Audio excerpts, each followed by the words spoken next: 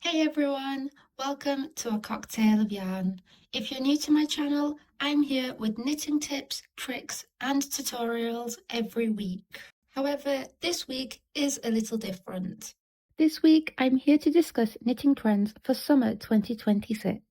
My first video on this channel was called Spring Knitwear Trends for 2026 and I'm excited to have another seasonal video that covers every aspect of clothing. So if you're a knitter or crocheter looking for some inspiration, or maybe you're unsure of what's trending for next season, you're in the perfect place. Let's see what summer's forecasting other than beautiful sunshine, blue skies and crystal clear seas.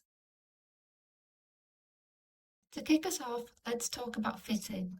Now, last season we noticed the baggy fit was taking over, but when it comes to summer 2026, we're seeing a combination of baggy and tight-fitting clothes. Depending on what you're knitting or crocheting, your fitting may change. So let's see what's changed. When it comes to t-shirts, baggy is still winning, so nothing has changed from my spring 2026 video. Similarly with crop tops, the boxy fit is still with us, but we are noticing some tighter fits making an appearance. Cords are everywhere I look at the minute, so it could be time to knit yourself a crop top and straight trousers. Camisoles are more snug and accentuate the silhouette. Dresses are also getting longer as maxis and bodycon middies are taking centre stage. When it comes to cardigans, we're noticing a combination of baggy, snug and cropped with buttons or laces at the front. Sweaters are following a similar pattern from my previous video. They're still baggy and boxy-like, but the yarn weights are getting lighter and the patterns are differentiating.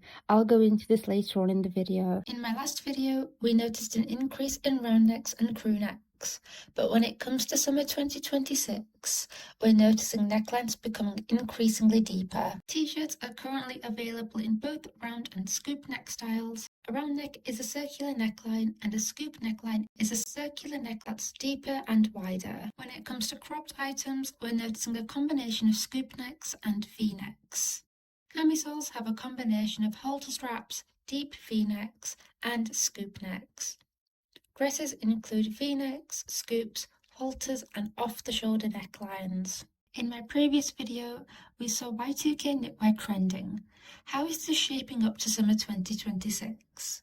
Well, we're currently seeing some new additions when it comes to trending patterns. The first pattern is perfect for the person who loves colour swapping.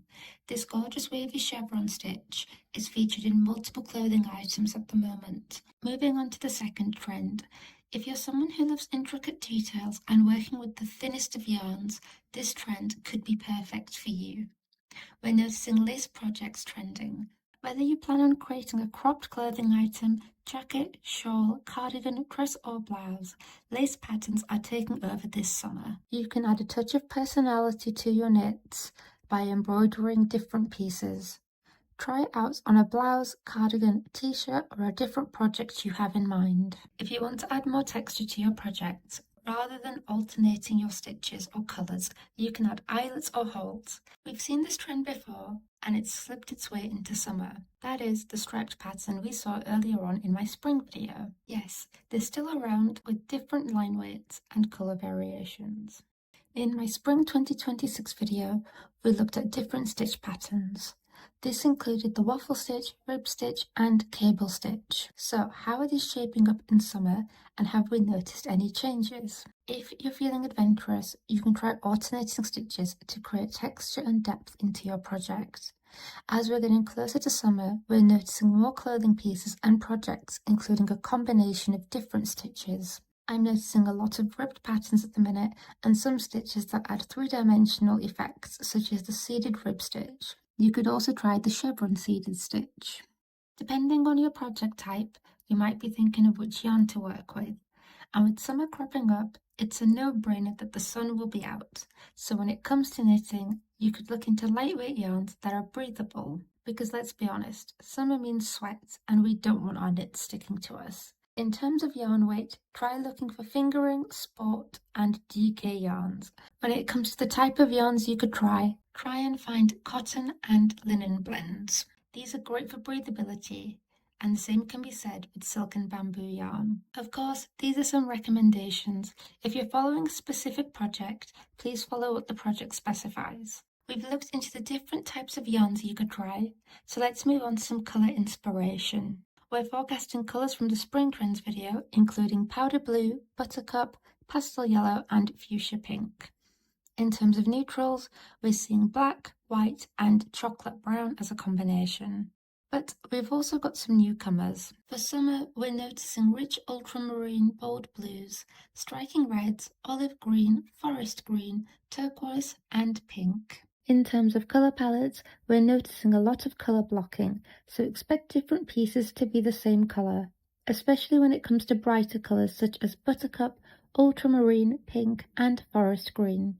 For colour palettes that consist of two colours, pair cloudy white with striking red, or ultramarine blue, pink, green, chocolate brown, black, olive or turquoise.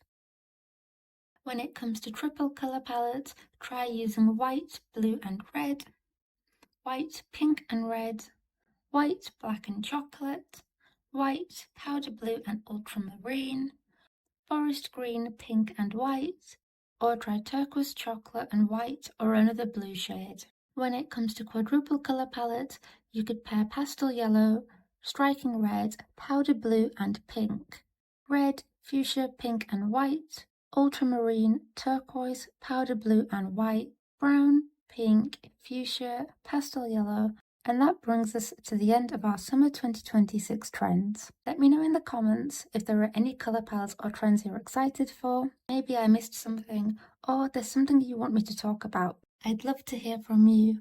As always, please like and subscribe so I know this is the type of content you're looking for, and hit the notification bell so you don't miss an upload. Thank you so much for watching, and I hope this video has helped you. I'll see you in my next trends video in autumn, and for those of you who watch me regularly, I'll be posting another tutorial video next week. Till next time.